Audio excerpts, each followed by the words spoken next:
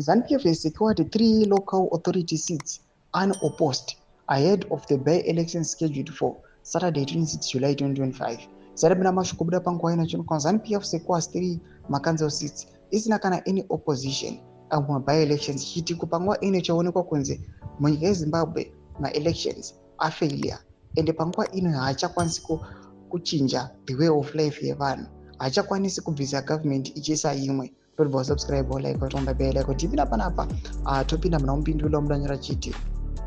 The ruling party claimed uncontested victories in Mazowe Rural District Councils Ward 9 and Gutu Rural District Council Ward 10 and 14. Zimbabwe Electoral Commission ZEC Deputy Chairperson Rodney Kiwa confirmed the development during a press briefing in Harare on Thursday.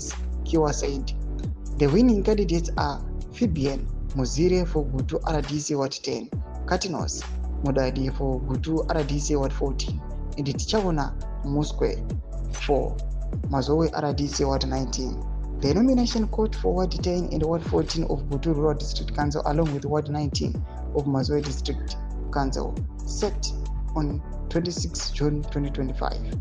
Meanwhile, ZEC has confirmed that the elections will proceed today in 3 other wards: Ward 10 of Chukumba, Ward 4 of Chiredzi, and Ward 6 of Marondera Rural District Council. Those zviitiko zviri kuno munyika yeZimbabwe kuti aiwa munyika yeZimbabwe zvakona zvima-elections panguva ine kuri kuonekwa kunzi vanhu havachadi kucontesta, vanhu havachadi kuoppose the ruling party, kuchionekwa kunzi vanhu vangatopinda vatori independent not kuti munhu angapinda ari kuopposition.